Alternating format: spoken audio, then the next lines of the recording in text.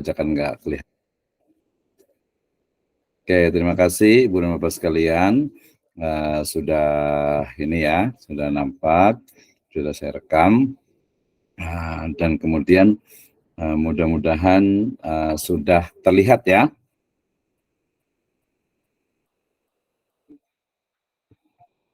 Sudah terlihat ya? Iya, sudah Pak.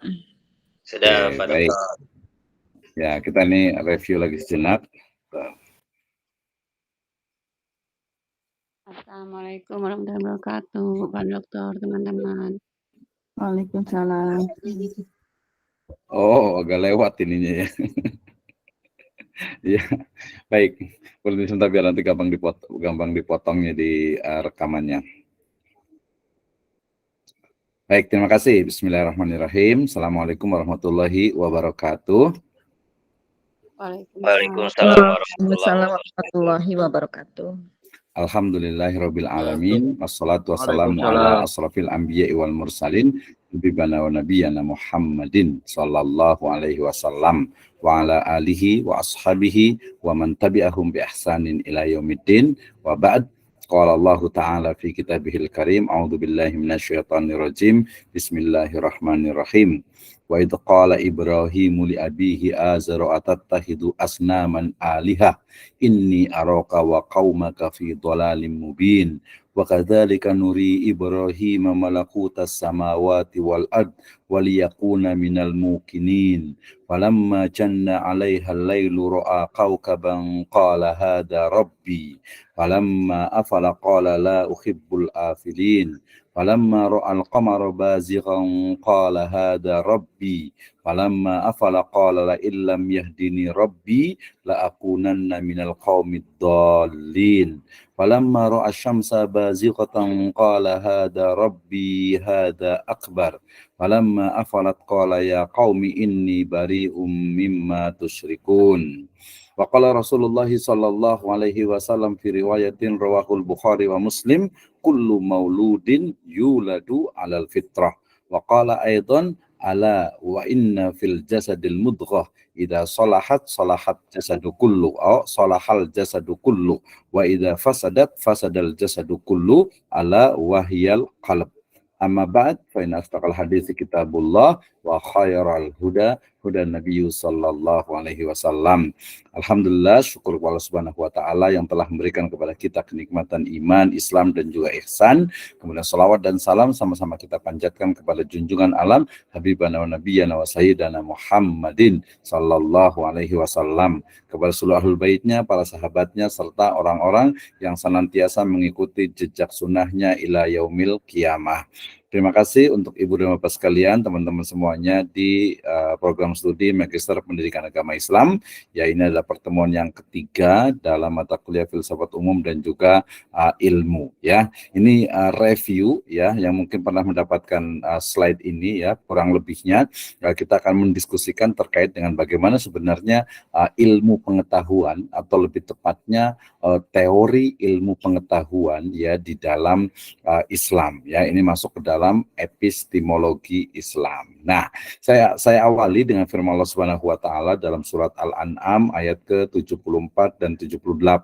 Ini sebenarnya nanti ada di 79 juga ada ya. Ini adalah kisah tentang bagaimana Nabi Ibrahim alaihissalam ya, beliau mencari ya eksistensi keberadaan ontologi dari Sang Maha Kuasa gitu ya, melihat mulai dari bintang, kemudian melihat bulan, kemudian melihat matahari, ya ternyata semuanya adalah menghilang pada waktunya, artinya tidak terus-menerus ada gitu ya, sehingga kemudian ya dengan tentunya kekuatan rasionya dan tidak lupa juga tentu saja yang paling utama itu adalah wahyu dari Allah Subhanahu wa taala, maka kemudian Nabi Ibrahim alaihissalam menemukan adanya eksistensi keberadaan dari sang pencipta yaitu Allah Subhanahu wa taala. Jadi kisah epik ya Nabi Ibrahim dalam mencari Tuhan di sini itu adalah proses bagaimana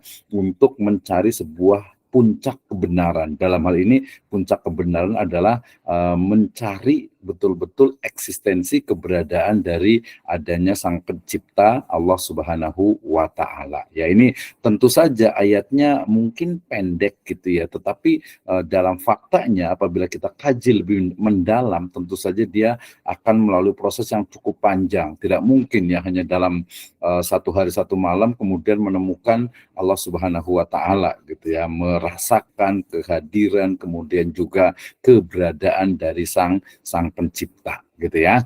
Nah, ini my interpretation ya, of course ya. Oke, kemudian yang kedua ini sebagai pemantik tadi ya tentang bagaimana kekuatan dari cara berpikir, rasio, logik gitu ya, itu mencari sebuah kebenaran yang tentu saja tadi ujungnya adalah wahyu dari Allah Subhanahu wa Ta'ala. Nah, terkait dengan wahyu ini juga menjadi topik yang menarik apabila kita bahas dalam ruang lingkup epistemologi ya, dalam arti epistemologi yang sifatnya entitas peradaban yaitu barat ataupun juga di timur ya.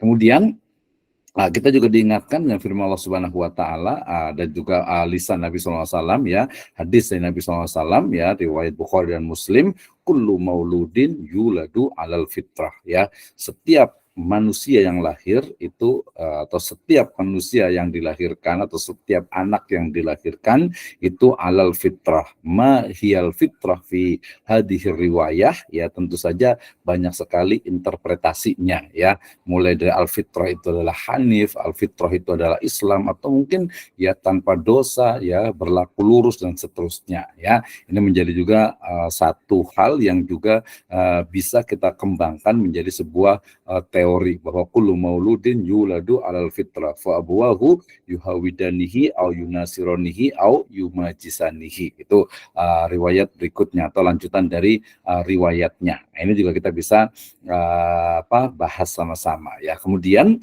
juga riwayat Nasi Bukhari dan Muslim juga, ala wa inna fi jasadil mudghah idza salahat salahal jasadu kullu wa idza fasadat fasadal jasadu kullu ala wahiyal qalb. Ini juga terkait dengan mudghah, kemudian juga jasad, kemudian juga al-qalb. Ma huwal qalb ya, qalb itu apa? Apakah jantung, apakah hati, atau mungkin jantung hati gitu ya. Karena yang benar itu sebenarnya qalb itu ya jantung, tapi kadang orang Indonesia menerjemahkannya atau menerjemahkannya dengan qalb itu dengan hati ya. Ya muqallibal qulub sabit qalbi ala dinik, wahai zat yang membolak-balikan hati, itu jadinya hati qalb itu ya. Jadi sebenarnya itu adalah jantung gitu ya. Jadi jantung hati lah gitu ya.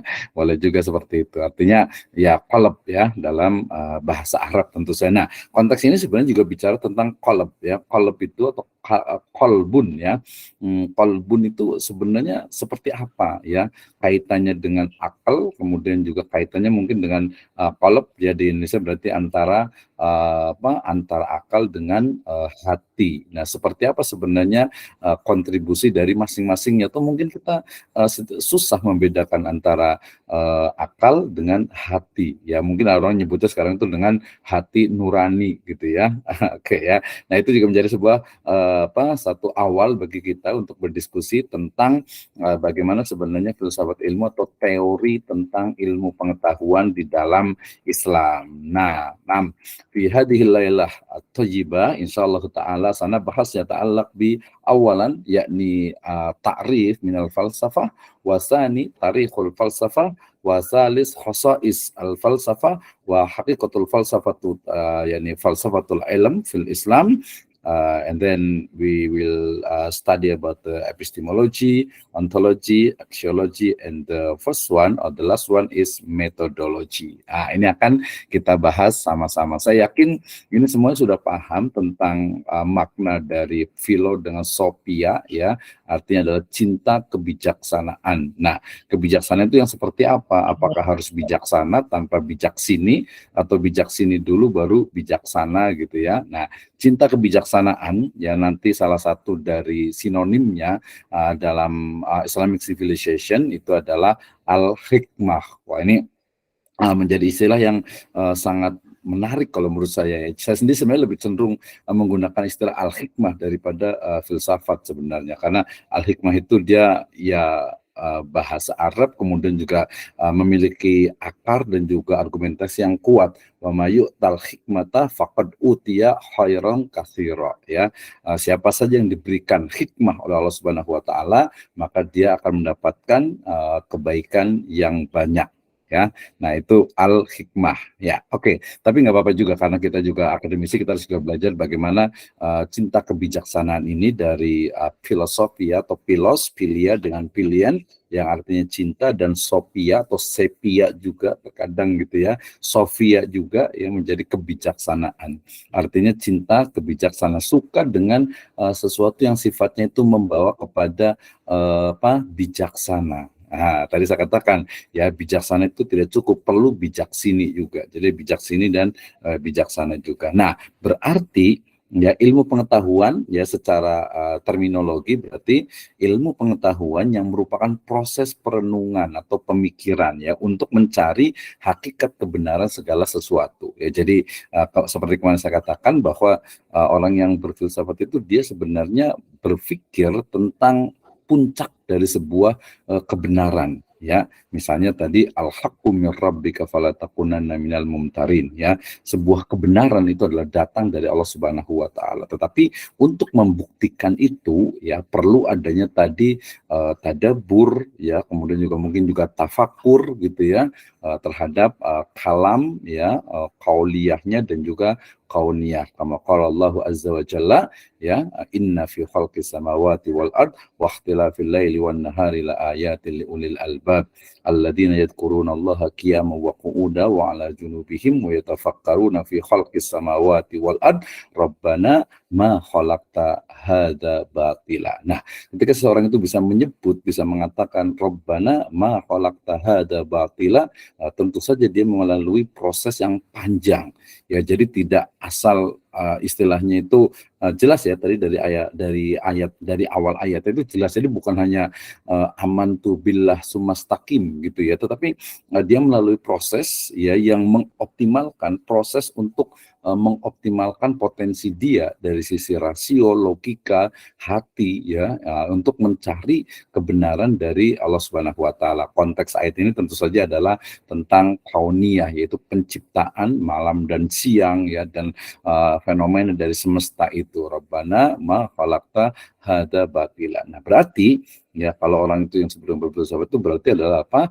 Berpikir sedalam-dalamnya, bersifat kritis, bahkan cenderung sangat mendasar. Ya, mendasar. Kalau bahasa ininya jangan salah arti nih ya, jangan salah pendengaran dan juga jangan salah memahami radikal gitu ya. Radikal itu artinya berpikir secara mendasar. Kenapa? Karena pada aliran tertentu gitu ya, misalnya dalam filsafat ketuhanan misalnya dia mencari eksistensi keberadaan. Ya, tentu saja ini adalah filsafat yang bukan this is from the other Islamic civilization ya. Kenapa? Karena salah satu dari khasais min falsafatil Islamiyah itu adalah bahwa Allah Subhanahu wa taala sebagai Tuhan sang pencipta itu sudah ditemukan. So this is different between Islamic philosophy and maybe Western philosophy ya. Nah, berarti itu ya, jadi berpikir secara mendalam, kemudian bersifatnya cara berpikir itu kritis, ya, kemudian juga universal, menyeluruh, kemudian juga dilakukan secara sistematis, ya.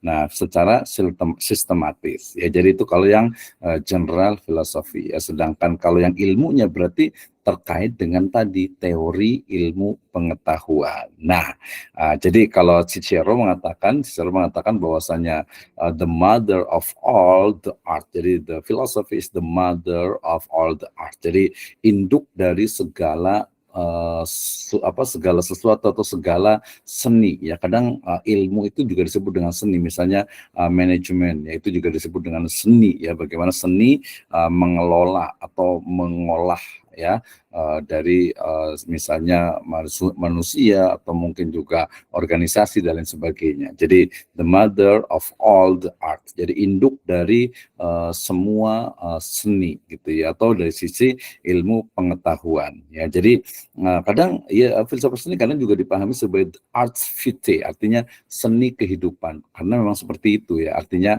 orang yang berfilsafat itu dia berpikir secara mendalam, kemudian juga tentang segala fenomena yang ada dalam dirinya, fi anfusikum afala tubsirun gitu ya, atau afala taqilun gitu ya. Kemudian juga apa yang ada di luar dirinya, manusia, masyarakat, komunitas ya, dan juga semesta tentu saja. Oke, ini adalah definisinya. Nah, apa yang dibahas, the object itu ada dua. Yang pertama adalah objek material. Ini terkait dengan thinkable ya. Thinkable ini berarti sesuatu yang memang bisa dipikirkan, ya, bisa dipikirkan dan ya dia rasional, artinya bisa dicerna oleh akal kita. Tapi ada juga yang berikutnya juga unthinkable ya. Jadi sesuatu yang memang nggak pernah tuh tidak pernah terpikirkan oleh otak ya, oleh akal tentu saja di situ. Itu juga dibahas karena memang ujungnya itu seperti itu. Misalnya melihat bagaimana fenomena semesta gitu ya. Apakah ada mungkin kehidupan ya di luar bumi gitu ya. Nah, termasuk juga ada unthinkable ya, atau untouchable. Artinya sesuatu yang memang mungkin bisa dikatakan itu tidak diajarkan ya, tidak diajarkan sebelumnya. Jadi mungkin ada sesuatu inovasi yang baru yang mungkin belum terbayangkan gitu ya, belum terbayangkan sampai sekarang. Misalnya yang paling mudah kalau kaitan antara wahyu dengan ilmu pengetahuan itu adalah misalnya kejadian-kejadian yang memang seolah-olah itu di luar nalar. Misalnya kejadian Isra dan Mi'raj gitu ya. Tadi saya katakan seolah-olah gitu ya, mungkin karena keterbatasan dari akal dan juga ilmu pengetahuan teknologi pada waktu itu. Tapi sekarang dengan perkembangan teknologi itu sangat mungkin sekali untuk Isra-nya. Sedangkan Mi'raj berarti mungkin belum begitu sampai gitu ya, belum begitu sampai bagaimana sebenarnya teksnya dan juga konteksnya, termasuk juga apakah di sana ada sentuhan teknologi gitu ya, dan lain sebagainya. Ya, intinya objek materialnya adalah sesuatu yang memang bisa difikirkan oleh logika, oleh rasio, oleh akal, dan juga yang tidak bisa dipikirkan, bahkan sesuatu yang memang belum pernah ya diajarkan, ya belum ada pembelajarannya, belum ada studinya lah istilahnya gitu ya. Jadi belum pernah tersentuh oleh manusia tentang ini apa gitu ya. Nah, seperti itu. Nah, sedangkan objek formalnya itu adalah dia terkait dengan spesifikasi. Artinya ada kekhasan ya, kekhasan yang memang diambil dari masing-masing pemikir itu sendiri ya, pemikir itu sendiri, filsuf kalau orang bilang itu ya. Nah, dan juga dari sisi perspektif, karena kalau bicara tentang perspektif itu memang sering sekali yaitu berbeda antara satu orang dengan yang lainnya. Ya, perlu kita pahami bahwa yang namanya perspektif itu adalah seperti kita melihat sebuah meja gitu ya, kemudian kita lihatnya itu dari arah kaki meja itu sendiri. Nah, dari arah kaki meja itu berarti perspektifnya itu dari arah kaki meja. Oh, berarti seperti ini bentuknya, itu perspektif. Sama juga mungkin melihat seekor gajah misalnya gitu, kita lihatnya itu hanya mungkin dari atas saja gitu ya, atau mungkin melihatnya itu dari samping saja, atau mungkin bagian-bagian tertentu saja. Itu namanya perspektif ya. Itu adalah objeknya. Kemudian tujuannya tadi ya lebih kurang sama dengan karakter, yaitu berpikir kritis ya, yaitu berpikir sebanyak-banyaknya sampai tidak ada celah ya. Jadi sampai tidak ada sesuatu yang tidak bisa tidak ada jawabannya, itu maksudnya gitu ya. Misalnya ada orang berpikir tentang tadi yang mungkin unthinkable, tentang misalnya deja vu misalnya. Kayak deja vu itu kayak gimana gitu ya, ini seperti apa nih sebenarnya gitu ya. Nah, apakah dia memang betul-betul ada, ini berarti nanti deja vu terkait dengan ruh gitu ya, mungkin kalau dalam ilmu pengetahuan masuk ke dalam ilmu psikologi mungkin gitu ya, gitu. Atau mungkin sebenarnya tidur atau mimpi saja gitu ya. Kalau deja vu kan nggak semua orang gitu ya, tapi kalau mimpi kan hampir semua orang itu bermimpi. Nah, dunia mimpi itu sebenarnya dunia apa nih dunia yang berbeda atau apa gitu ya. Nah itu termasuk tadi terkait juga dengan apa keberadaan dari misalnya kenabian. Ya seperti apa sih kenabian itu dalam konteks tadi berpikir secara kritis gitu ya. Benar tidak yang Maha Pencipta itu mampu istilahnya itu apa bukan mampu artinya manusianya itu memang bisa berkomunikasi. Kemudian pilihan-pilihan itu seperti apa ya sampai ada pertanyaan yang cukup kritis gitu ya. Pertanyaan cukup kritis yaitu tentang kenapa ya sebagian nabi kok kebanyakan itu dari Hijaz ya, kemudian dari Palestina, kemudian dari Egypt, Mesir, kemudian dari Haran ya sekitar Persia sekarang apa dulu gitu ya. Nah, yang paling menarik itu kenapa dari misalnya dari India, oh ada juga yang menyebutnya kata Zulkifli katanya.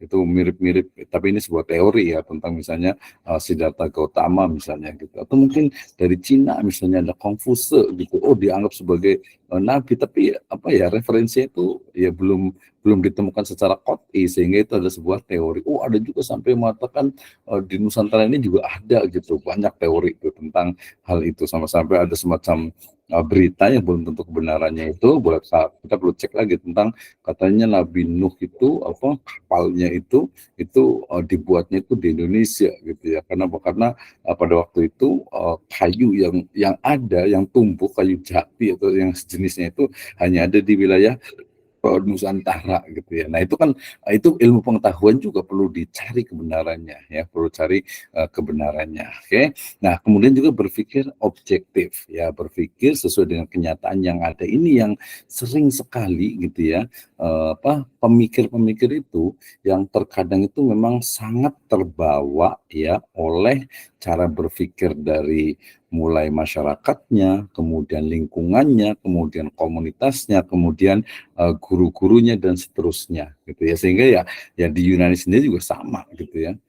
Sama juga di mana mereka itu akan mengikuti pemikiran dari gurunya gitu ya atau mungkin orang-orang yang sebelumnya. Dalam Islam juga sama kalau kita melihat sekarang fenomena sekarang kita bisa lihat dari oh gurunya siapa, kemudian bukunya yang dibaca mana, referensi itu mana. Nah, ini sebenarnya kalau dalam berpikir ini mestinya sebenarnya dia harus objektif gitu ya. Objektif misalnya fenomena misalnya apa ya bagaimana masyarakat sekarang ini ya memiliki berbagai karakter keagamaan misalnya gitu ya. Nah, itu juga kita bisa lihat dari runtutan dari sebelumnya tentu saja. Oke, ini ada objek kemudian tujuan. Nah, karakter ini juga menjadi hal yang penting juga. Tadi ketika bicara tentang objek itu kan berarti segala sesuatu yang telah bergelar dengan sendirinya maupun segala sesuatu sebagai hasil kreasi manusia. Jadi yang dipikirkan, yang itu adalah ya tadi semesta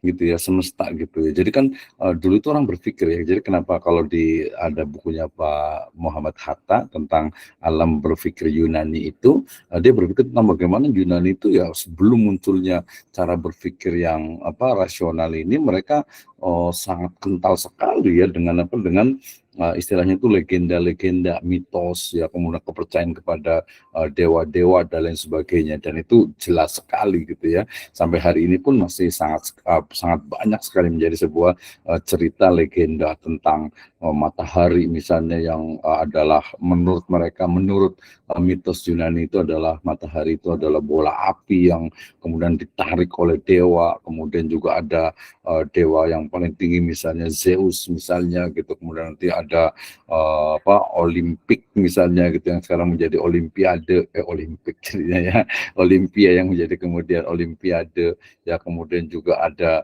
Hercules gitu yang setengah manusia setengah dewa dan sebagainya.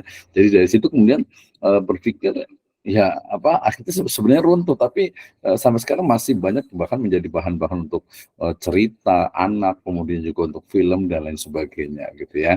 Nah, padahal mestinya itu adalah sebuah pemikiran yang sudah lama, yang sudah kuno lah ya, artinya sudah perlu ditinggalkan karena dengan adanya logika, apalagi kita dalam Islam itu sebagai memiliki wahyu ya. Kemudian proses dari studinya ini terkait dengan bagaimana menguji asumsi. Asumsi itu adalah ya kalau dalam kuantitatif itu dia mirip seperti hipotesa.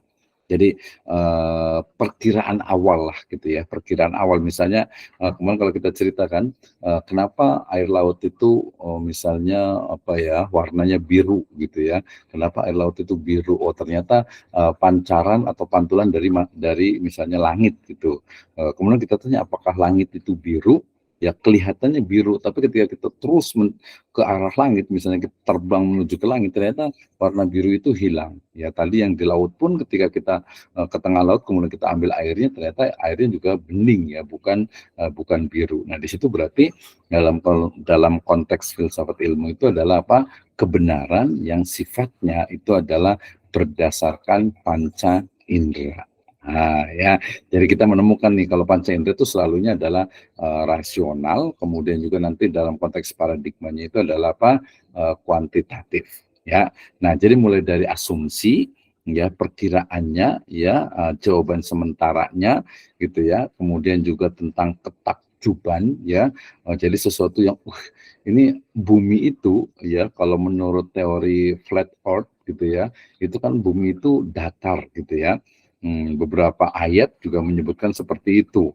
Ya, walaupun ini juga perlu dikaji lebih mendalam tentu saja gitu ya. Jadi ketakjuban, kemudian asumsi, ketidakpuasan, kemudian hasrat bertanya, demikian juga keraguan-raguan ya. Nah, ini penting ini untuk seorang pemikir. Pernah nggak Anda berpikir tentang apa yang ada dalam diri kita, dalam lingkungan kita, komunitas kita, masyarakat kita, bahkan semesta raya? Nah, jadi mikirnya juga bukan mikir cuma ini doang gitu. Nah, tapi ada yang menarik nih ya Ibu dan Bapak sekalian. Kalau kita bicara tentang berpikir filsafat itu biasanya memang merujuk kepada teorinya Abraham Maslow itu ya memang ketika kebutuhan pokok itu sudah terpenuhi gitu ya, kebutuhan dasar itu sudah terpenuhi ya. Kalau dalam surat Al-Quraisy itu alladzi at'amahum min ju' wa amanahum min khauf gitu ya. Jadi kebutuhan dasar makan, minum, sandang, papan itu sudah terpenuhi, kemudian juga rasa aman itu juga sudah ada, baru orang itu bisa mengembangkan ilmu pengetahuannya dan juga bisa berpikir. Nah, kenapa? Ya mungkin tidak semua orang itu bisa berpikir filsafatik karena memang mereka itu ya mikirnya itu bagaimana cara mendapatkan uang, bagaimana mungkin memenuhi kebutuhannya, makan, minum dan lain sebagainya gitu, sehingga untuk berpikir yang lebih jauh itu tidak banyak. Nah, makanya biasanya kalau ilmuwan itu ya mestinya dia memang dari secara kebutuhan itu sudah bisa dikatakan cukup ataupun merasa cukup ya. Para ulama kan juga seperti itu. Jadi ya bekerja, mencari uang, mencari kasab gitu, mencari nafkah, tapi setelah itu fokus kepada ilmu itu sendiri. Nah, bedanya seperti itu ya. Jadi ini memang ya sangat spesial gitu ya. Orang-orang yang memang kebutuhan dasar terpenuhi kemudian dia tidak lagi terlalu terikat dengan istilahnya itu kebutuhan yang sifatnya dasar gitu ya. Kenapa? Ya ini penting gitu ya, penting. Kenapa? Karena untuk misalnya mereka lagi bagaimana memikir tentang misalnya eksistensi Tuhan gitu, sementara untuk makan memenuhi kebutuhan dasarnya aja kurang. Nah, seperti itu. Jadi ini juga ada teori yang mengatakan antara hubungan antara otot dengan otak gitu ya. Antara otot dengan otak, ketika ototnya itu kita sebut dieksploitasi atau mungkin digunakan secara berlebihan, maka fungsi otak itu akan berkurang gitu ya. Tapi kalau otaknya terus digunakan, fungsi ototnya juga berkurang juga gitu ya. Ini juga kadang ada beberapa ustadz, kiai atau mungkin juga tokoh-tokoh agama itu kadang suka sakit gitu ya. Walaupun nanti perspektifnya juga kalau sakit kan dapat pahala juga gitu ya. Nah itu lagi-lagi juga perspektif gitu ya. Oke, jadi kenapa muncul tadi berpikir itu ya, karena menguji asumsinya, ketakjuban, ketidakpuasan, hasrat bertanya, keraguan ya seseorang terhadap fenomena yang ada, termasuk juga diri kita ya. Kenapa ya? Saya yakin semuanya pasti pernah muhasabah nafsiyah gitu ya, introspeksi diri. kenapa saya seperti ini ya, kenapa saya dilahirkan seperti ini, kenapa saya mungkin dari keluarga begini, kenapa saya lahirnya itu di zaman sekarang ini, kenapa tidak lahir di zamannya Nabi Musa gitu ya, atau mungkin zamannya Nabi Shallallahu Alaihi Wasallam gitu. Itu saya kesini tuh mau ngapain, usianya sudah mungkin 40, sudah mungkin ada yang 50, terus kalau sudah punya anak, sudah punya cucu, kemudian sudah tua mau ngapain, sudah mau meninggal mau ngapain. Ya, saya yakin semua pasti berpikir seperti itu gitu ya. Nah, kemudian tujuannya tadi sudah sebutkan juga, berpikir yang sedemikian rupa mengenai apa yang dipertanyakannya tiada lain adalah untuk memperoleh kebenaran ya. Nah, kebenaran ini tadi seperti sebuah asumsi atau aksioma atau hipotesa atau bisa disebut dengan sebagai preposisi yang kemudian nanti ketika itu terus kebenaran itu terbuktikan ya, itu menjadi sebuah teori. Teori itu dibuktikan lagi dengan metode ilmiah, alamiah dan ilahiyah menjadi sebuah ilmu ya. Misalnya kalau kita bicara tentang ilmu ya, sekarang sebenarnya berkembang mungkin ilmu ekonomi syariah gitu ya. Itu juga sebenarnya yang disebut dengan epistemologinya atau mungkin sandarannya itu juga perlu dikembangkan. Kemudian teman-teman yang ada di psikologi Islam misalnya, mereka juga sedang mengembangkan bagaimana sebenarnya ilmu psikologi yang Islami itu kayak gimana sebenarnya, ada nggak dasarnya? Ya, termasuk juga mungkin teman-teman yang di PAI ini, Ibu dan Bapak sekalian, tentang ilmu statistik. Ada nggak ya ilmu statistik yang ininya base-nya itu adalah Islam gitu ya. Nah, gitu. Kemarin saya buat acara yang dengan Prof. Sukri Hanafi itu tentang riset metodologi, ya metode penelitian berbasis Islam ternyata memiliki ruang yang sangat luas untuk kita kembangkan ke depannya ya, dan ini tugas kita bersama sebagai seorang akademisi, sebagai seorang ilmuwan ya. Remember bahwa ya we are the master, kita adalah master ya, bukan degree, bukan sarjana biasa gitu ya. Jadi harus levelnya sampai ke sana. Kemudian tadi cara berpikirnya, kemudian hasilnya adalah berwujud sistem teori. Jadi ada tentang teori tadi, teori itu adalah pengetahuan yang telah dibuktikan secara ilmiah, alamiah dan ilahiyah.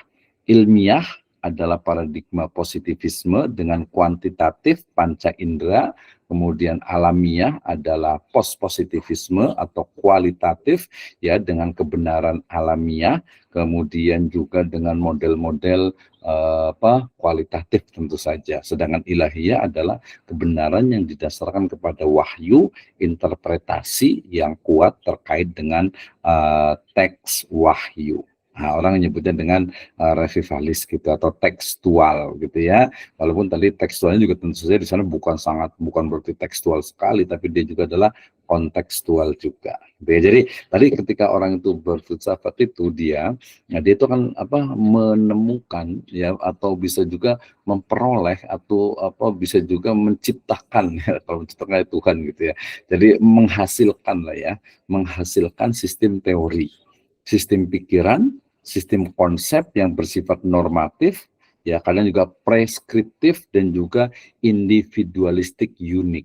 Nah, ketika ini terus dikembangkan menjadi sebuah teori dan menjadi sebuah kebenaran, maka itu bisa saja menjadi sebuah satu ilmu yang bisa diterima. Misalnya begini, dalam Islam ya, kalau tadi misalnya saya merujuk kepada kullu mauludin yuladu ala fitrah gitu ya, bahwa manusia itu pada dasarnya dilahirkan semua manusia dalam keadaan fitrah, artinya Islam ya. Ada nggak nih ketika misalnya orang ya yang mungkin dia tidak misalnya di mana ya, di pedalaman manalah Papua atau Afrika gitu, yang tidak mengenal misalnya Islam gitu, kemudian tapi dia kemudian bisa mengenal ada Allah Subhanahu wa taala.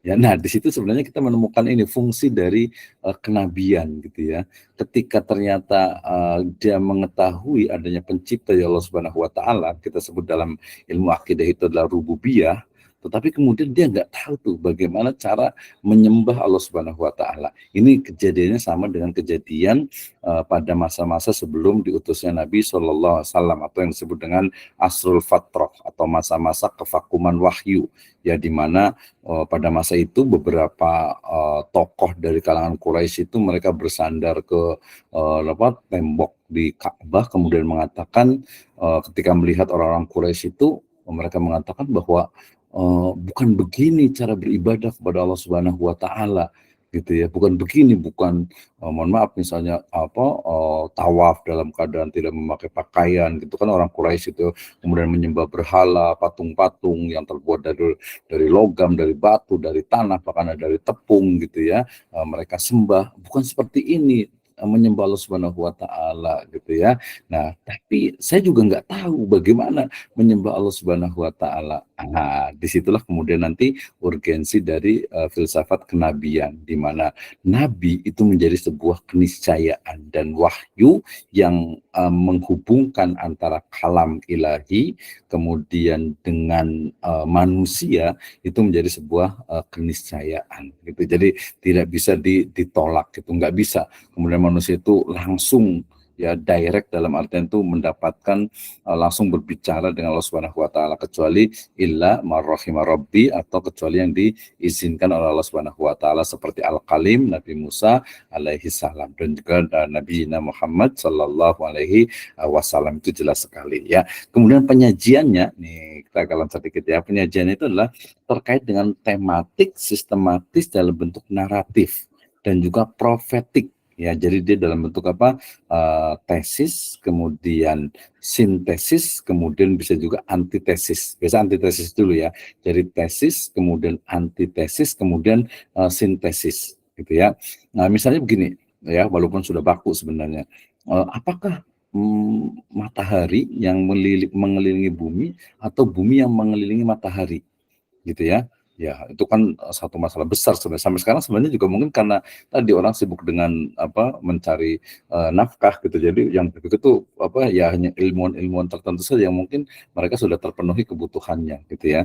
Jadi ya ternyata kalau kita nih, ya, misalnya nih sama dengan orang-orang di sebelum Renaissance itu, ya kan kita tinggalnya di bumi, gitu ya. Kita tinggalnya di bumi, dan secara panca indera itu ya memang matahari itu dari timur ke barat. Kan jelas, gitu, matanya kita ngelihat tuh, pagi-pagi matahari itu terbit di timur, ya, kemudian nanti tenggelam di barat, udah jelas, gitu kan, ya. Tapi kemudian ketika kita keluar dari bumi, gitu ya, keluar dari bumi, mungkin mungkin di ruang angkasa, ya, ini perlu ilmu nih, ya, la tanfuduna illa bisultan, gitu ya. Jadi ketika kita mungkin di ruang angkasa, kita, ternyata bumi ini yang muter juga, gitu ya. Kemudian tapi matahari juga muter, tapi dia muternya itu bukan berjalan tajri fi mustaqarrilah, itu dia berrotasi, ya, bukan berevolusi, gitu misalnya. Nah, itu juga perlu dikembangkan. Nah, ini terutama terkait dengan ilmu pengetahuan. Ya, mungkin nggak terlalu jauh ke sana. Kalau dalam filsafat ini sebenarnya minimal itu ada 3 nih yang dibahas utama, ya. Yang pertama tadi adalah tentang ketuhanan. Nah, sayangnya memang ini mungkin, ya, karena kita Muslim, ya, alhamdulillah, kemudian lahir dalam keadaan Islam, kemudian juga jarang diajak berpikir untuk mendasar, gitu ya, sehingga kemudian kita mungkin nggak berani tentang ini. Berarti bagaimana nih, ya, misalnya kita kalau tidak bisa lepas dari wahyu, misalnya ini Allah Subhanahu wa taala, Tuhan itu dia sebenarnya ontologinya, eksistensinya itu seperti apa kaitannya tuh dengan ruh. Misalnya ada ayat wa nafahna mir ruhina, ya, dan kami hembuskan atau kami, ya, sampaikan lah, gitu ya, dari ruhina, ruh kami, gitu ya. Kemudian kita juga kemarin sudah bahas tentang kalimat istirja, gitu ya, inna lillahi wa inna ilaihi rojiun. Ya, kalau terjemahnya gampang aja, ya. Terjemahnya kan inna lillahi, sesungguhnya kami, sesungguhnya kita, lillahi, milik Allah Subhanahu wa taala, wa inna, dan sesungguhnya kita itu, ilaihi, kepadanya, rojiun. Nah, sebenarnya konteks ilaihi rojiun, kembali kepadanya, itu itu apakah dia secara bahasa gitu ya, atau mungkin dia secara apa ya, majas gitu ya, majas. Jadi kembali kepadanya itu kemana? Oh, ke surga. Mungkin orang ya kalau orang awam gitu mengatakan innalillahi wa inna ilaihi rojiun ya, dan kepadanya kita kembali. Ya udah kita kembali kepada Allah Subhanahu wa taala. Kembali kepada Allah Subhanahu wa taala berarti kembalinya kemana nih? Ya, kalau ke neraka, naudzubillah gitu ya, berarti nggak kalau Subhanahu wa taala dong. Kembali ke ke surga, misalkan di surga ya memang ya kita bisa melihat Allah Subhanahu wa taala gitu ya. Nah, tapi kan di situ kepadanya. Jadi ilaihi rojiun itu seperti apa gitu ya. Belum lagi tadi mirrohina itu terkait dengan bagaimana apakah Allah Subhanahu wa taala ini masuk ke dalam ilmu kalam ya. Ilmu kalam itu adalah ilmu yang muncul dari perdebatan tentang apakah Allah Subhanahu wa taala itu kalam, berbicara gitu ya. Kalau berbicara itu apakah Al-Qur'an itu adalah kalam ya, atau mungkin dia terpisah makhluk gitu ya. Nah, dari situ kemudian meluas menjadi ilmu kalam gitu ya. Nah, ini juga beberapa istilahnya itu komunitas juga mengatakan ya ini nggak bagus, ini membuat keraguan-raguan. Sama juga sih sebenarnya filsafat juga dalam konteks tertentu juga mungkin orang itu ya bukan konsumsi awam gitu mungkin ya, tidak semuanya itu bisa dikonsumsi oleh masyarakat secara umum. Apalagi tadi saya sebutkan itu tiga karakter atau tiga topik utama filsafat itu. Yang pertama adalah tadi tentang ketuhanan ya, mulai dari eksistensinya, keberadaannya terutama ini ya. Jadi kalau kita bayangkan tadi kita bersyukur kita muslim, kalau kita bayangkan orang yang tidak mengenal sama sekali gitu, kemudian dia tuh ingin tahu Allah Subhanahu wa taala sebagai Tuhan pencipta alam misalnya gitu kan. Nah, itu dia perlu adanya pemikiran. Kemudian yang kedua itu adalah terkait dengan wahyu, tentu saja kenabian. Ini juga menjadi hal yang penting dan sejak Renaissance ya, di entitas peradabannya Barat itu memang mereka itu menolak ya wahyu itu bukan sumber ilmu pengetahuan ya, sehingga ya kalau udah bilang wahyu agama ya maka mereka kajiannya itu agama itu ya hanya sebagai ya sebagai budaya gitu ya. Agama itu sebagai sebuah fenomena keberagamaan gitu. Jadi ruhnya itu hampir tidak ada gitu ya. Nah, ini tentu saja menjadi hal yang menarik gitu ya. Dan yang ketiga tadi terkait juga dengan manusia itu sendiri. Jadi Tuhan, manusia, kemudian alam, itu yang menjadi memang kunci utama. Bicara tentang Tuhan berarti bicara tentang bagaimana, ini saya kadang sering berpikir juga nih ya, bagaimana manusia dari berbagai peradaban itu kemudian meyakini ya sesuatu itu sebagai Tuhan gitu misalnya, sebagai pencipta misalnya gitu ya. Nah, kalau kita itu besok kuliahnya itu di religion studies biasanya itu ya. Jadi menurut mohon maaf misalnya orang-orang yang non muslim, orang Yahudi, orang Nasrani gitu, mungkin orang Buddha, orang Hindu dan sebagainya, ya mereka memiliki perspektif yang ya tentu saja berdasarkan kepada keyakinan mereka gitu ya. Nah, ini menjadi hal yang juga dikaji gitu ya. Tapi kalau konteks ini sebenarnya yang Yunani filsafat mereka mencari cuman bedanya ini ya. Bedanya itu mereka itu yang toolnya atau alat yang digunakan itu adalah rasional atau akal gitu ya. Nah, kalau yang tadi Plato misalnya dia lebih ke ide dan abstrak, itu metafisika itu agak-agak sulit diterima ya, makanya dia menjadi mungkin bisa disebut nenek moyangnya filsafatnya Timur, karena dia kesan metafisikanya itu sangat kuat. Sementara kalau yang Aristoteles gitu ya, Socrates itu lebih kepada rasional. Nah, rasional ini kemudian memunculkan tadi cara berpikir yang semuanya itu dengan rasio gitu, sehingga wahyu itu ya nggak rasional gitu. Nah, kalau kita bilang enggak Pak, agama itu ya rasional, iya itu rasional dalam istilahnya itu perspektif atau sudut pandang kita gitu ya. Kalau rasional menurut mereka ya enggak gitu. Apa rasional seperti apa? Seperti itu ya.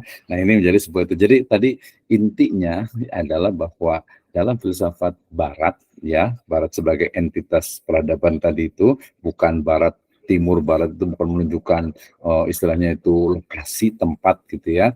Nah, itu adalah Adalah mereka itu berpikir itu mencari Tuhan gitu ya. Sementara kalau dalam Islam ya Tuhan itu Allah Subhanahu wa taala itu sudah ditemukan. So difference ya, beda ya. Jadi filsafatnya barat dengan Islam itu berbeda. Nanti dengan Hindu, dengan Buddha, dengan Konghucu itu juga akan berbeda gitu ya. Nah, oke, berikutnya.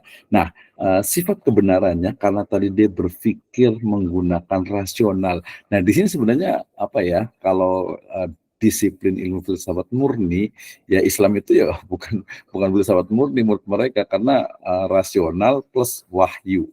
Ini yang apa ya, debatable sekali nih, debatable sekali ya. Berarti bukan filsafat itu mah, itu cuman ya tambahan. Agama juga memang ada rasional, tentu saja beberapa bagian dari agama itu rasional, sementara ada bagian lainnya yang irrasional tentu saja gitu ya. Nah, sifat kebenarannya itu adalah subjektif paralelistik, artinya dia berdasarkan kepada subjeknya, artinya orang yang mengeluarkan ide gagasan itu, dan juga paralelistik, dia pasti ada hubungan ya dengan tentu saja pemikiran-pemikiran yang lainnya ya. Sehingga suatu sistem gagasan filsafat adalah benar bagi filsuf yang bersangkutan atau bagi para penganutnya. Ini ya apa ya? Ya memang seperti itu sih manusia gitu ya. Ada gurunya, kemudian ada pengikutnya. Kadang pengikutnya ini ada yang objektif, ada juga yang mungkin mengikuti betul-betul sami'na wa ta'na gitu ya. Nah, itu terjadi di hampir semua pengajaran dan juga pemikiran. Saya sering mikir sekali nih, terutama dari sisi keberagamaan. Kenapa ini begini, kenapa ini begitu? Nah, gitu ya. Nah, tapi kita ingat kemarin ya, setelah kita belajar filsafat ini, mestinya kita lebih bijak sini dan juga bijaksana, lebih wise kalau bahas itu ya, lebih wise ya ketika melihat fenomena orang lain tuh begini, ini begini gitu ya. Nah, misalnya begini, dalam filsafat ilmu ya, dalam filsafat ilmu itu misalnya kalau kita mengikuti yang sekarang berkembang itu adalah itu tentu saja tadi adalah ya kita sebut saja Amerika gitu ya. Opposite-nya mana? Ya mungkin oposisinya mana? Ya mungkin kita sebut bisa India, tapi nggak terlalu kentara juga. Cina juga nggak terlalu kentara juga. Indonesia juga nggak kelihatan gitu ya. Kemudian ada yang kecil gitu, misalnya di Persia gitu ya. Tapi hampir semua tidak dianggap gitu, nggak kelihatan gitu ya, nggak kelihatan ya. Mungkin karena kita di Indonesia mayoritas dan memang tidak familiar dengan Persia misalnya gitu ya, sehingga ya nggak terlalu familiar, padahal mungkin bisa jadi mereka juga menciptakan, atau ya bukan mungkin ya, mereka memang memiliki apa ya kita sebut dengan madhab ilmu, kemudian juga baik dari sisi ontologi, epistemologi sampai ke aksiologinya, cuman memang mungkin tidak sedominan dari Eropa dengan Amerika gitu ya, termasuk kayak ilmu filsafat ini, karena ininya berbeda gitu ya, arahnya itu, induknya itu berbeda gitu, yang satu fisika, yang satu fisikal, yang satu itu adalah rasional, yang satu ke metafisika gitu ya. Jadi ini yang menjadikan kemudian apa sifatnya itu adalah subjektif paralelistik, kemudian sistem gagasan filsafatnya satu dengan sistem gagasan yang lainnya itu tidak dapat saling menjatuhkan mengenai kebenarannya. Ya seperti katakanlah tubtil istihadu bil istihad gitu ya. Jadi istihad itu tidak bisa dibatalkan dengan istihad yang lainnya atau istihad setelahnya, karena masing-masing memiliki memang ilmu pengetahuan, memiliki masing-masing argumentasi yang kuat. Ruang lingkupnya, ini yang kita bahas ya. Jadi ada ontologi itu adalah cabang filsafat atau metafisika umum yang mempelajari atau membahas tentang hakikat adanya segala sesuatu yang ada secara komprehensif atau nilai kesemestaan. Jadi adanya semesta, adanya manusia tentu saja di dalamnya gitu ya, adanya Tuhan gitu ya. Nah itu yang dibahas itu gimana membuktikannya, bagaimana, apakah misalnya begini, teori tentang emanasi misalnya ya. Misalnya kemarin saya sudah sebutkan ya tentang tokoh ya, Ibnu Sab'in ya, yang menyatakan bahwa selain istilahnya zat Allah Subhanahu wa taala, selain zat Tuhan itu semuanya itu adalah fata morgana gitu ya. Jadi termasuk kita juga fata morgana, kita itu adalah apa ya, pancaran. Kita tuh hanya pancaran. Jadi kalau kayak lampu itu lampunya itu di sana, di atas sana itu lampunya itu. Nah, cahaya itu kita sampai jadi kita itu cuman cahayanya saja, jadi bukan hakikat aslinya, gitu ya. Nah, seperti itu. Tapi ada juga yang lebih ekstrim lagi, yang mereka mengatakan bahwa istilahnya itu, oh bukan cahaya ya, bukan cahaya. Semuanya itu yang ada di dunia ini ya satu, yaitu apa, Sang Pencipta, gitu kan ya. Nah, ini tentu saja kajian yang mendalam dan orang ya, ngapain sih ngomongin gituan gitu ya. Nah, ini ada sebuah ilmu tentu saja gitu ya. Kemudian yang kedua adalah epistemologi, yaitu cabang ya yang mempelajari atau membahas tentang hakikat dari pengetahuan ya. Nih, mulai dari sumber pengetahuan, kemudian cara memperoleh pengetahuan, kemudian kriteria kebenaran pengetahuan. Nah, ini nih ya, ini dari mulai yang sangat normatif sampai yang sangat teknis ya, yang normatif dan sangat ya, dan juga yang sangat teknis gitu ya. Nah, semuanya dibahas ya tentang misalnya sesuatu yang normatif itu tentang nilai biasanya itu ya, tentang nilai gitu ya. Nah, ini kan masing-masing itu berbeda. Apakah benar ya, atau mungkin memang subjektif dari masing-masing komunitas misalnya gitu ya. Nah, itu menjadi hal yang penting. Kalau yang teknis itu biasanya terkait dengan ilmu pengetahuan yang sifatnya itu dia praktis ya, yang sifatnya itu praktis. Nah, ini menjadi pembahasan. Sedangkan yang berikutnya aksiologi. Ya. Aksiologi itu berarti yang ilmu yang mempelajari atau membahas tentang hakikat nilai. Ya, teologi terdiri dari etika. Ya, ini etika. Jadi baik buruk gitu ya. Kalau benar salah itu hukum. Ya, baik buruk, sesuatu itu indah, sesuatu itu memang apa ya, menarik gitu ya. Nah, itu adalah kajiannya tuh ya, kajian dari apa, dari ilmu aksiologi itu ya. Nah, kemudian yang berikutnya juga dari etika ini nanti juga muncul ya apa yang disebut dengan apa, estetika. Wah, jadi kalau ngomongin estetika itu mungkin biasanya terkait dengan mungkin apa ya, kayak fashion, kemudian juga mungkin tampilan gitu ya. Itu biasanya adalah estetika. Tapi sebenarnya bukan cuma itu, tapi sesuatu yang memang apa ya, orang itu secara umum itu indah, bagus gitu ya. Misalnya ketika kita melihat Menara Eiffel misalnya gitu ya, Menara Eiffel bagus nggak ya? Gitu. Kayak semua orang juga ngelihatnya nggak ada yang jelek gitu, nggak ada kayak ya itu bagus gitu secara general. Tadi kan salah satu karakter itu adalah apa? Adalah general gitu ya. General. Kemudian orang pakai hijab bagus nggak ya? Oh, itu kayaknya subjektif itu. Kalau kita umat Islam ya jelas bukan hanya bagus, tapi itu adalah kewajiban. Tapi kalau orang lain gitu ya, saya pernah kemarin cerita juga ya tentang beberapa komunitas di Indonesia, ada komunitas Konde Indonesia lah, ada komunitas kebaya, ada komunitas apa perempuan anti apa hijab dan sebagainya. Itu malah enggak, tapi mereka menganggap itu hijab itu apa ya, mereka anggap itu sebagai karung lah, apalah gitu ya. Nah, itu karena memang ya perspektifnya berbeda gitu ya, dasar ontologinya berbeda, epistemologinya berbeda, aksiologinya itu juga berbeda. Jadi menurut mereka estetika itu ya subjektif ya, subjektif.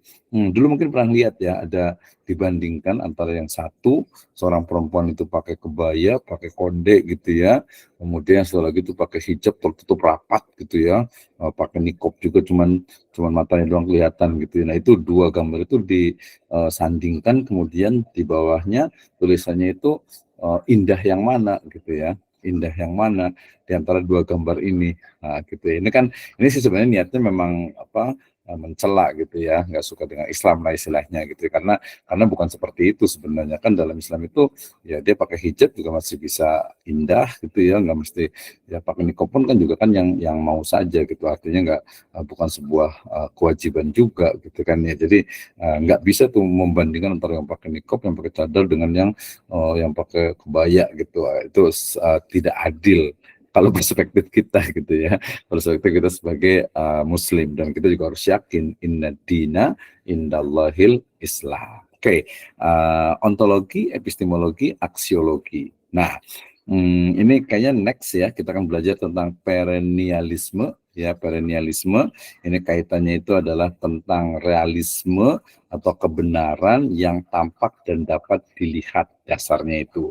Tujuannya mendidik anak menjadi pribadi yang rasional, intelektual, yang mengutamakan hal kognitif sehingga siswa menjadi pribadi yang kritis. Ya, kemudian pengetahuannya permanen, artinya pengetahuan selama hidup selalu dibutuhkan seperti kebutuhan membaca, menulis, dan berhitung. Peran gurunya nanti terkait dengan membantu peserta didik untuk berpikir rasional dan menguatkan logika-logika. Nah, terkait dengan logika nanti kayaknya harusnya sih, kayak saya kan di semester di S1 sudah pernah dapat ya, tentang logika itu kayak gimana. Tapi lagi-lagi juga kritisnya kita itu adalah ini logika yang mana yang digunakan gitu ya. Kalau logika Yunani, logika Eropa, Amerika ya beda dengan logika Islam.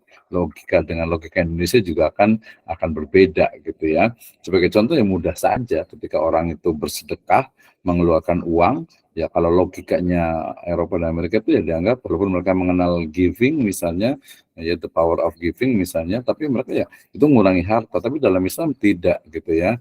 Bahkan dalam ayatnya itu menunjukkan bahwa itu semakin justru semakin akan menambah keberkahan, bahkan menambah jumlahnya itu seperti banyak di ayat. Nah, dalam budaya Indonesia juga sama gitu ya. Bahkan kalau kita lihat gitu ya, ini menjadi sebuah fenomena bahwa orang di Indonesia itu ya lebih senang mereka itu perayaan, kemudian kegiatan-kegiatan yang memang mengeluarkan uang, harta dan lain sebagainya. Tetapi mereka ada kepuasan karena menurut mereka itu ya itu yang membawa kepada makna hidupnya. Jadi aksiologi dari keyakinannya yaitu adalah bahwa mereka itu ya mungkin sedekah, kemudian juga ngasih makan anak yatim, bikin kegiatan-kegiatan yang ada di situ, makan-makan ya dan lain sebagainya gitu ya. Nah, nanti ada perennialisme, ada esensialisme, ada progresivisme, ada rekonstruksionisme, kemudian ini epistemologi tadi ya, terkait dengan jadi di sini sedikit lah ya. Jadi tadi kan ontologi ya, ini epistemologi. Jadi epistemologi kan dari tadi saya ngomong nih, apa epistemologi.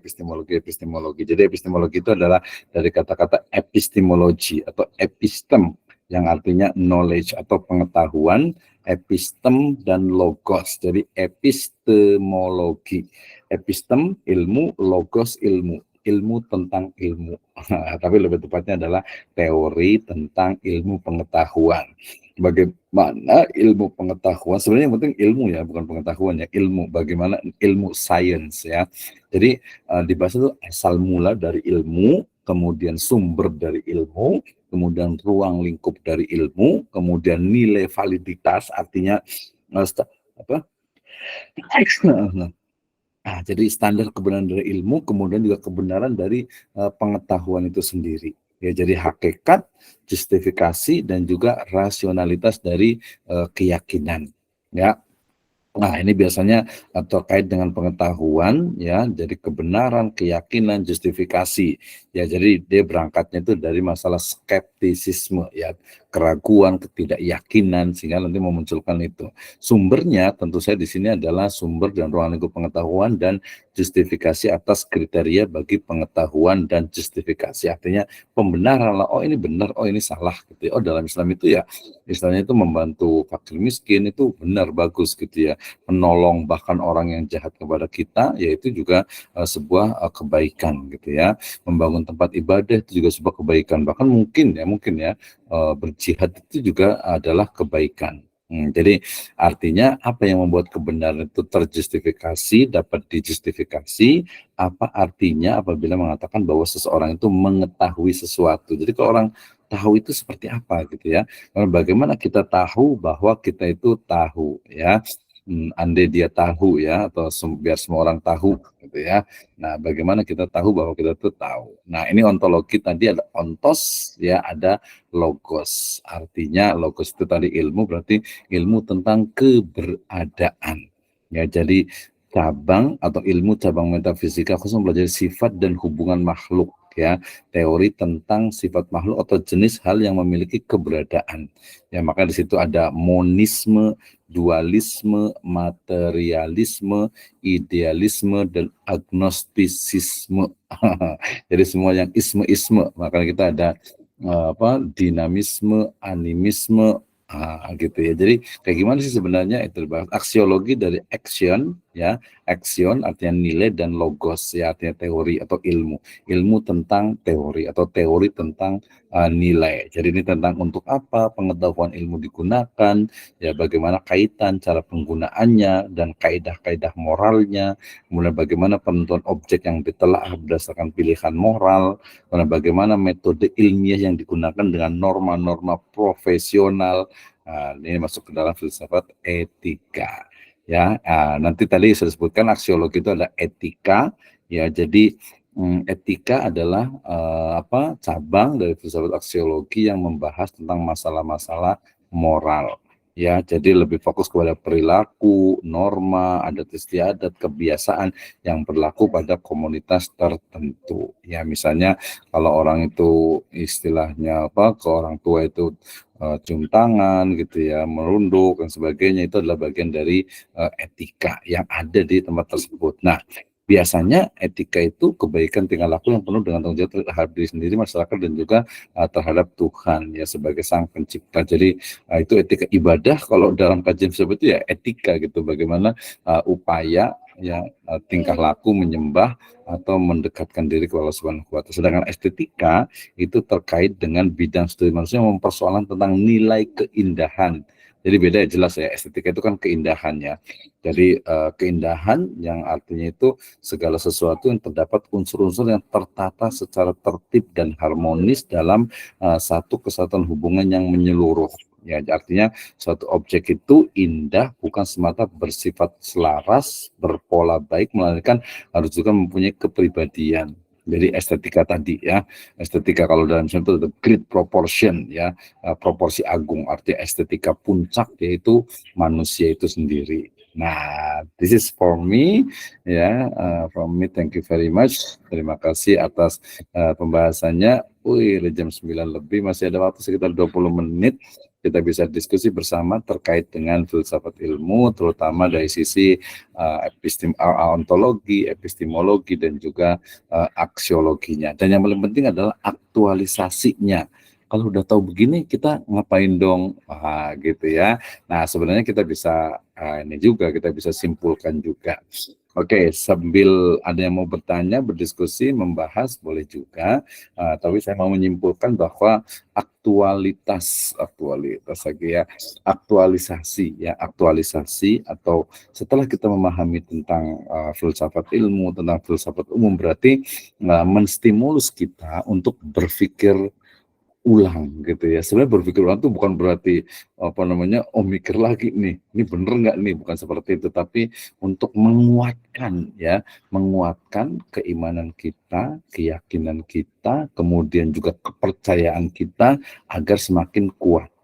Ya, ini tentu saja berbeda dengan tadi orang yang ketika beriman ya sudah, yaudah iman aja lah, nggak usah macam-macam. Cukup nggak ya cukup, boleh juga, silahkan gitu. Kita alhamdulillah kita Islam, kemudian kita yakin ada Allah Subhanahu Wa Ta'ala, kemudian kita tinggal beribadah kepadanya, ngikutin syariah, aturan, selesai, udah, nggak usah macam-macam gitu ya. Nggak apa-apa juga, boleh juga gitu ya. Itu terutama orang awam. Tapi ada beberapa level orang yang berpikir dia, ini saya Islam.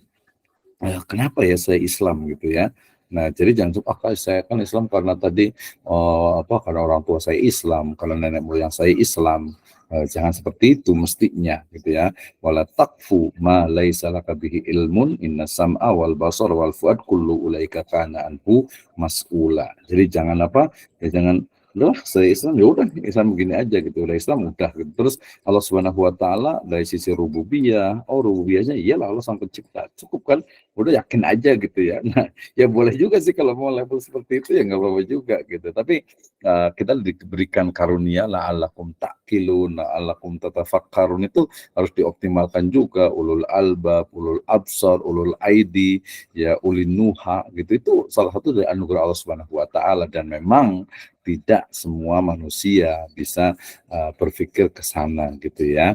Ya orang lain tadi mungkin ya sibuk dengan mencari uang, mencari harta, kebutuhan hidup dan sebagainya, ya mungkin boro-boro mau mikirin tentang ya udahlah Islam aja. Makanya kan kalau orang awam itu ya udah, kita juga kan kalau ulama juga, kalau ulama, ilmuwan, cendekiawan itu ya memang secara personal kita mengatakan ya kita juga awam, kita juga masih belajar, tapi secara proses kita itu adalah selalu berpikir ya, mencari kebenaran tentang Islam, tentang rububiyah, tentang uluhiyah, tentang mungkin sifat 20-nya gitu, itu selalu asmaul husnanya, sifatihil ulyanya itu dipikirkan ya.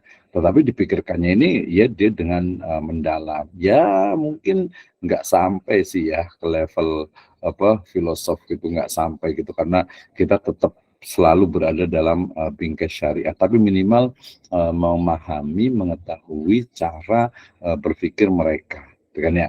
Cara berpikir, oh mereka berpikir seperti itu ya, gitu ya. Nah, dia seperti itu. Nah, sebenarnya ini yang di Eropa itu ya, yang ditentang ya, pemikiran-pemikiran doktrinal dari gereja itu yang ditentang oleh kalangan rasional, karena doktrin gereja itu semua harus ngikutin ya ngikutin dari pembesar-pembesar mereka gitu. Jadi rasional itu hampir tidak ada, kemudian juga ilmu pengetahuan itu tidak berkembang. Nah, ini juga sebuah problem. Makanya kemudian di barat itu muncul istilah the God was dead gitu ya, Tuhan itu sudah mati gitu ya, Tuhan mereka sudah mati gitu, artinya udah bukan zamannya lagi bicara tentang wahyu, tentang kitab suci dan sebagainya. Itu maknanya seperti itu sebenarnya, gitu ya. Tapi ketika Islam itu muncul ya, kemudian apakah juga seperti itu? Nah, gitu ya. Lagi-lagi kita berada di kotak yang berbeda. Satu kotak itu adalah tadi pemikir-pemikir dari kita sebut saja perwakilannya Eropa dengan Amerika. Di kotak lainnya itu adalah Islam. Nah, apakah mereka kotak ini bisa saling beririsan, semacam diagram Venn misalnya gitu ya? Wallahu a'lam bishawab. Ada irisan, itu selalu ada, karena dalam Islam sendiri ya rasionalitas, rasio, logika itu juga digunakan ya. Jadi tadi ada yang memang hanya iman saja sudah cukup gitu, tapi penggunaan logika, rasional itu juga digunakan, dan itu juga banyak dibuktikan. Oke, terima kasih, ada 19 orang nih. Masih ada waktu ya, sekitar 15 menit. Mungkin nanti boleh ada yang mau berkomentar, atau nanti boleh saya tanya juga nih. Ya, mudah-mudahan kita ke depan nggak ini ya, tidak apa sih namanya itu, tidak ya, kalau ngantuk-ngantuk dikit bolehlah, artinya tidak mengganggu aktivitasnya lah ya, karena kan kita sampai 9:30 gitu ya, insya Allah tidak mengganggu, karena kalau mulai jam 7 itu agak sedikit nggak nyaman gitu ya, karena sholat isyanya itu tanggung gitu. Jadi kalau dalam ini subjektivitas saya sih ya. Jadi kalau umpamanya kita belajar, walaupun boleh juga sih belajar sampai sholatnya itu ditunda, sebenarnya boleh gitu. Tapi kalau online begini dan kita masih bisa setelah sholat isya, why not gitu ya, kenapa tidak gitu ya. Toh insya Allah 9:30 masih ada waktu lah gitu ya. Kalaupun nanti sambil belajar, sambil mungkin ibu-ibunya sambil gendong anak, sambil ini ya, sambil tidur rebahan gitu ya, nggak apa-apa juga lah. Bari ya ngadangu abdi ngecapruk gitu ya. Kalau kata Pak Dr. Zaidal itu ngecapruk gitu ya. Tapi insya Allah ada manfaatnya. Jadi kita berpikir kemudian tentang eksistensi keberadaan kita ya, tentang semesta, kemudian juga tentang sang pencipta ya, sampai nanti ujungnya kepada tentu saja yang diharapkan adalah hakul yakin ya, kebenaran yang sampai kepada hak ya, keyakinan yang hak karena berdasarkan argumentasi ya, baik argumentasi logis, sistematis, empiris, ilmiah, alamiah, dan juga ilahiyah ya. Jadi memang kalau filsafat dia sifatnya adalah sangat teoritis. Nah, terakhir kalau kita kaitkan dengan filsafat pendidikan agama Islam, maka berbicara tentang regenerasi ataupun proses pewarisan nilai-nilai Islam kepada anak didik kita, gitu ya.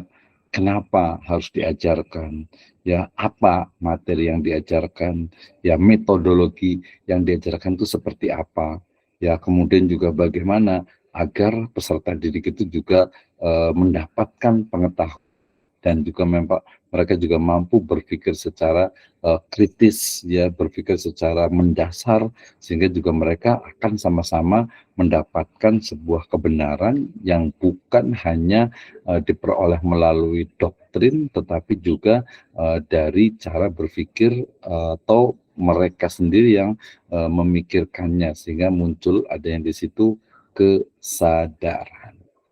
Nah, oke, masih ada waktu 10 menit, saya nanti 12 menit ya. Saya tadi saya sebutkan di awal gitu ya, bahwa insya Allah agar nanti agak sedikit variasi ya, karena biasa saya selalu menyebutkan yang belajar itu kan mahasiswa gitu ya. Jadi kalau saya ngomong terus gitu ya, ya saya pintar sendiri gitu ya. Padahal student center learning itu adalah mahasiswa yang belajar, sehingga masih seperti yang kemarin. Nanti kalau ada usul yang lain boleh juga, tapi saya ingin semuanya nanti ada challenge yang itu untuk UTS dan juga untuk UAS gitu ya, dari sekarang disiapkan. Jadi nanti sesuai dengan mata kuliah kita gitu ya. Jadi masing-masing dari mahasiswa itu nanti akan membahas tentang satu tokoh ya. Jadi apa istilahnya itu filsafat ilmu gitu ya. Filsafat ilmu menurut misalnya mulai dari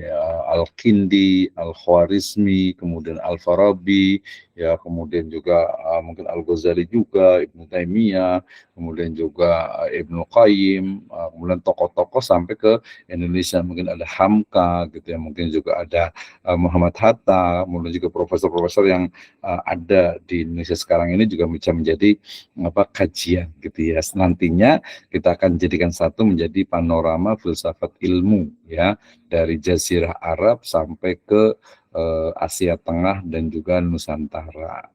Nah, gitu ya. Setuju nggak nih? Ada Pak Ustadz Asep Iman Saifuzaman, Ibu Linda Mawardi, ada Pak Hasanuddin, ada Ibu Eha Soleha, ada Ibu Irmayanti, ada Ustadz Abdul Syakur, ada Nur Komaria, ada Pak Dede Sulaiman, ada Ustadz Rizky Juli Harsa, ada Pak Muhammad Farhan Wahid, ada Ibu Lina Herlina, Bapak Puji Rahman Hakim, Ibu Ira, ada Pak Ustadz Kulubul Hayat, ini yang online. Ini kemana ya, mukanya nggak kelihatan mukanya ya. Kameranya dinyalakan ini sebenarnya nih ya.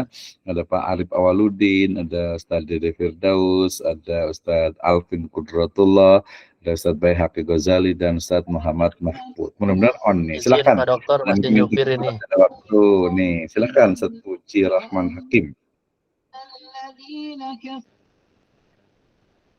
Oke, terima kasih ya Ustaz Puji ya. Mau komentar atau ini? Silahkan. Ini kayaknya masih ini ya, masih ngaji nih kayaknya, Masya Allah ya. Nah, nanti jadi level kita itu kalau anak-anak berarti dia literasi, belajar membaca belajar membaca Al-Quran dengan berbagai metodenya, kemudian sudah bisa baca Al-Quran, baru nanti hafalan, tahfidz gitu ya. Setelah tahfidz, mereka hafal Al-Quran. What's next? Apa setelahnya? Oh, mungkin nanti membaca terjemahnya, tahu terjemahannya, tahu artinya.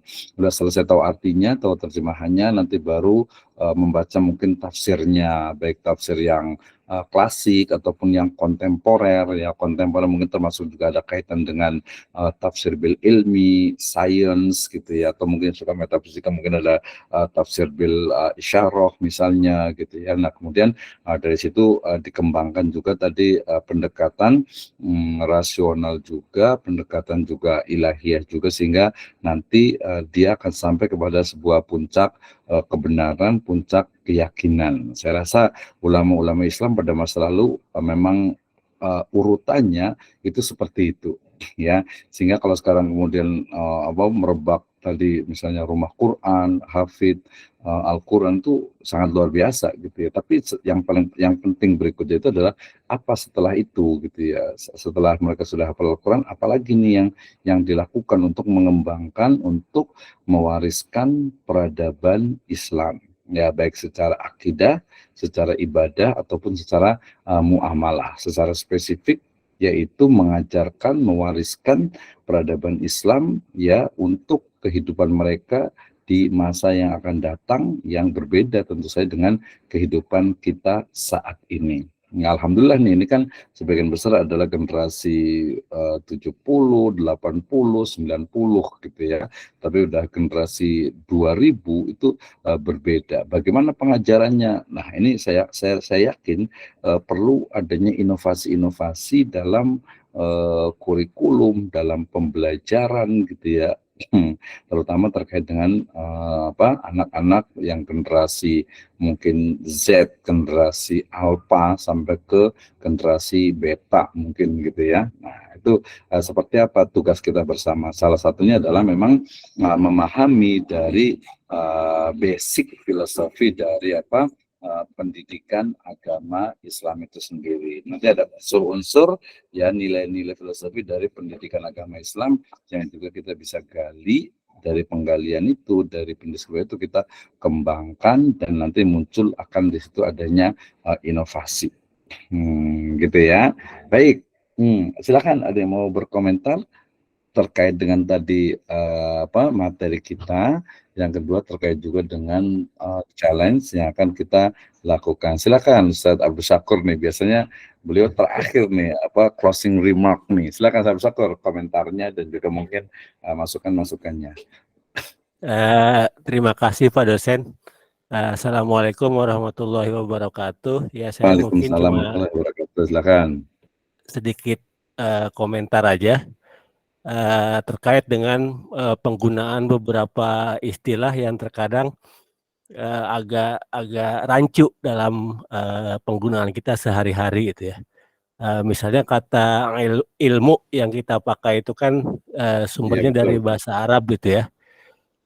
Kemudian dalam bahasa Inggris kata ilmu itu padanannya adalah knowledge ya, bukan science.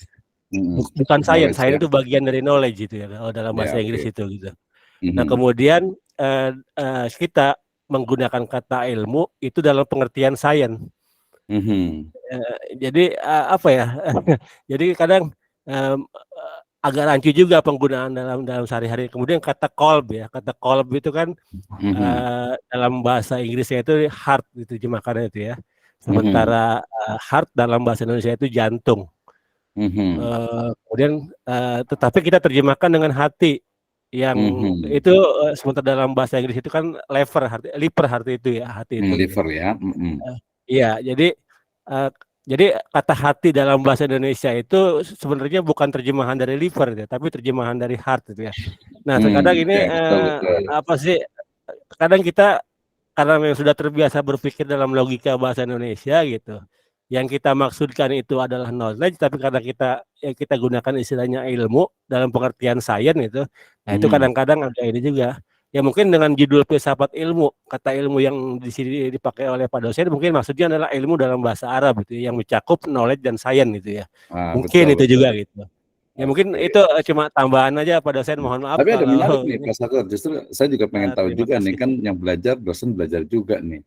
Kira-kira tadi kaitan ya mungkin perbedaannya antara knowledge dengan science gitu. Karena kalau dalam bahasa Indonesia kan ada tadi pengetahuan dengan ilmu. Kalau dalam bahasa Arab itu ada al-ilm, ada juga al-ma'rifah atau ma'arif gitu ya, pengetahuan. Nah, kira-kira bedanya apa nih antara knowledge ya dengan science? Karena tadi sebutkan science itu bagian dari knowledge atau mungkin perkembangan dari knowledge itu sendiri science. Mungkin boleh nih sebelum nanti ke yang lain. Kalau saya yang pernah tahu gitu ya, kalau knowledge itu kan bersifat umum ya, dan betul. Sebagian besar itu bangunan argumentasinya itu dibangun dengan cara berpikir rasional gitu ya. Nah sementara science itu adalah pengetahuan rasional yang sudah terverifikasi secara ilmiah gitu. Jadi itu yang kita sebut dengan aliran positivisme atau aliran empirisme itu. Jadi orang barat sendiri tidak semua bisa menerima sesuatu yang rasional kalau itu tidak terverifikasi secara empiris gitu ya. Nah makanya agak tepat sebenarnya kalau belakangan kita menerjemahkan sains ya dengan sains gitu ya. Bukan ilmu ya. Ya, bukan ilmu ya, karena memang beda itu antara knowledge dengan science itu ya, karena memang knowledge itu kan sesuatu yang bisa jadi benar secara rasional, kayak semacam yang dilakukan oleh para mutakalimun itu kan membuktikan keberadaan Tuhan dengan cara berpikir rasional gitu ya, Betul. yang kalau diverifikasi secara empiris ya nggak bisa itu. Ya, karena memang Tuhan berada di luar empirisme gitu ya. kita gitu ya. Jadi ya mungkin gitu apa sih perbedaan ininya. Kalau sementara dalam Islam itu kan ada istilah selain ilmu juga ada istilah ma'rifah ya. Ma'rifat betul. Itu biasanya itu kan digunakan oleh kelompok yang apa sih penggunaan kolab gitu apa yang apa sih yang jalan-jalan apa sih jalan suluk. Tasawuf gitu ya, gitu ya. Betul. Jadi ma'rifah itu lebih merujuk kepada pengetahuan yang didapat melalui pengembangan hati, sebenarnya pengembangan qalbu gitu. Sementara ilmu itu merujuk kepada pengembangan akal ya. Akal sendiri dalam bahasa Arab itu dalam bahasa Inggris diterjemahkan dengan intelek ya, bukan intelek, rasio. Ya. Betul. Jadi intelek itu dalam bahasa Indonesia artinya adalah gabungan kerja antara akal dengan hati. Nah itu kadang repotnya begitu Pak dosen. Ya, oke. Ya, terima kasih Pak dosen. Saya udah terlalu banyak ngomong kayaknya. Assalamualaikum warahmatullahi wabarakatuh. Warahmatullahi wabarakatuh. Baik, kita dapat pencerahan baru ya terkait dengan tadi knowledge, kemudian science ya, kemudian juga tapi tadi ada PR nih, siapa nih? Saya mau tanya ke siapa nih ya? Kayaknya yang Ustadz yang bahasa Arabnya bagus nih. Tadi ada satu lagi yaitu fun ya. Ilmu itu kadang, tapi bidang sih ya. Bidang ilmu itu adalah fun. Ya, jamanya itu adalah funun gitu ya. Nah, ini juga menjadi hal menarik nih. Saya mau nanya ke siapa ya? Ustadz Mahfud masih on nggak nih ya? Atau yang Ustadz Qulubul Hayat nih yang Ustadz lah yang jadi pakai peci tuh, Pak dosen. Siapa nih? Ustadz Dede Sulaiman tuh. Oh iya benar yang kita ini kuning yang lotok nih kayaknya nih. Ustadz Dede Sulaiman bisa on nih. Jadi saya mau tanya itu apa beda antara makrifat ya? Betul sih tadi memang apa ya kesannya itu makrifat itu adalah makrifatullah gitu ya, dengan suluk ya, dengan ini tariqah gitu ya. Nah tapi sebenarnya kalau secara bahasa sebenarnya tidak juga gitu ya. Tapi memang tadi digunakannya beberapanya gitu. Nah siapa nih? Ustadz Arif Awaludin, Ustadz Dede Sulaiman. Ya, jadi agar kita juga tadi memahami memang ilmu. Kalau pengetahuan sebenarnya ini juga tadi kalau menurut saya juga agak sedikit penggunaan tergantung pengutul. Misalnya pengetahuannya. Kalau secara bahasa Indonesia itu betul bahwa pengetahuan itu adalah ya informasi yang didapatkan ya dan kemudian kebenarannya itu disangsikan, tapi belum tentu kebenarannya itu adalah pengetahuan atau mungkin yang sudah dibuktikan tetapi tidak secara komprehensif gitu ya. Sementara ilmu itu adalah pengetahuan yang telah terverifikasi. Nah, tapi lagi-lagi itu juga verifikasinya tadi arahnya itu adalah rasional ataupun juga tadi menggunakan kebenaran yang sifatnya itu ilmiah ya. Nah, seperti itu. Jadi memang konteks dari pembicaraan dan mungkin lebih kepada makna yang digunakan oleh subjeknya itu sendiri. Ya, jadi kalau saya bicara tentang misalnya tentang tadi ilmu ya, kalau saya menjawab tadi knowledge itu ya pengetahuan gitu ya, walaupun di sana ya ada ya mirip-mirip ilmu juga, tapi kemudian science itu adalah ilmu, walaupun tadi science itu adalah memang ilmu yang terverifikasi berdasarkan misalnya tadi paradigmanya adalah rasional atau mungkin dengan kebenaran yang sifatnya rasional, sehingga ya agama itu berbeda dengan sains ya. Ketika ilmu agama kemudian diterjemahkan sains agama, ya nggak bisa juga gitu ya, beda gitu ya. Jadi berbeda, jadi ukurannya ini penting nih ya. Jadi ibu dan bapak sekalian, jadi bisa memahami tentang ilmu, tentang pengetahuan, tentang knowledge, tentang science, tentang makrifat, tentang funun, fun gitu ya. Kemudian juga tentang ilmu itu sendiri. Jadi kadang tadi saya menyebutnya dengan 3 istilah, mudah-mudahan ibu dan bapak sekalian juga paham. Ada yang ilmiah, Ilmiah itu berarti adalah kebenaran yang didasarkan kepada rasional statistik lah saya nyebutnya gitu ya. Ya rasional lah Pak ya. Karena dulu juga rasional juga. Jadi ilmiah itu adalah kebenaran yang sifatnya diverifikasi atau ya kebenaran yang didasarkan kepada rasional. Nah, kalau ada kajian ilmiah, pengajian ilmiah, itu beda lagi gitu ya. Jadi konteks ilmiahnya itu juga berbeda pada masing-masing subjek ya. Ketika ada orang misalnya majelis taklim mengadakan pengajian atau kajian ilmiah, ilmiahnya mereka tuh ya mungkin berbeda dengan ilmiah misalnya metode cara berpikir ilmiah. Saya banyak baca sekali buku-buku tentang metode penelitian yang selalu di bab-bab awal itu adalah berbicara tentang berpikir ilmiah, metode ilmiah. Nah, ilmiah itu apa gitu ya. Jadi masing-masing itu kalau dalam Islam mungkin yang namanya ilmiah itu bisa ilmu atau pengetahuan ya yang merujuk kepada ilmu Al-Qur'an dan Sunnah misalnya gitu ya, itu adalah ilmiah. Tapi kalau umpamanya ilmiahnya di Eropa dengan Amerika, mengatakan ilmiah itu adalah yang rasional kemudian bisa dinalar dicerna oleh panca indera. Udah berbeda tuh ya ilmiahnya gitu ya. Kemudian alamiah ya, alamiah itu berarti terkait dengan kebenaran yang didasarkan kepada fenomena objektivitas dan juga makna subjektif dari objek. Wah, susah nih ya. Makna subjektif dari objek. Ya, itu adalah alamiah. Nah, ilahiyah tadi berarti jelas. Jadi ilahiyah itu adalah kebenaran yang didasarkan kepada agama. Ya, misalnya hari kiamat itu akan terjadi ketika matahari itu terbit dari barat. Kan kita yakin tuh.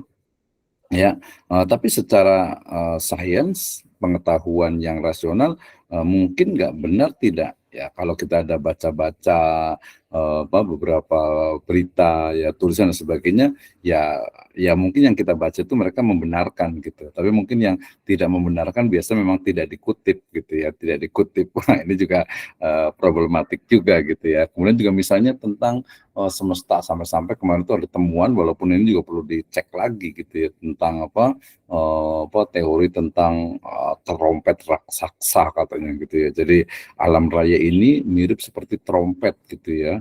Yang trompet itu nanti akan ditiup oleh siapa tuh? Israfil ya. Israfil. Ini kan ya apakah yang gaib itu bisa dirasionalkan gitu ya?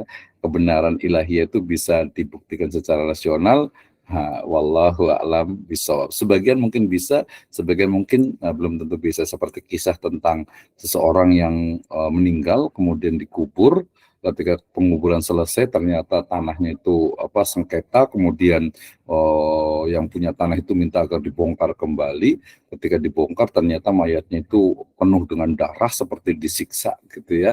Nah, kemudian apakah itu adalah sebuah kebenaran siksa kubur gitu ya? Berarti kuburannya alam kubur di situ dong. Nah, itu mungkin kembali kepada kita ya. Kembali kepada kita walaupun ya mungkin secara umum kita mengatakan bahwa alam kubur ya bukan di situ gitu kan.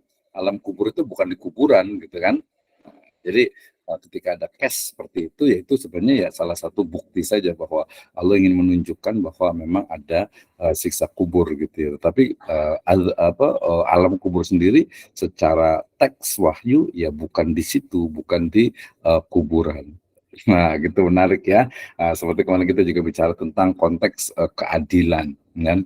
Keadilan di dunia ya yang kemudian nanti akan berimplikasi kepada keadilan di akhirat. Ketika keadilan di dunia itu tidak diwujudkan, maka keadilan itu akan mencari ruangnya sendiri untuk membuktikan atau untuk menegakkan keadilan itu sendiri.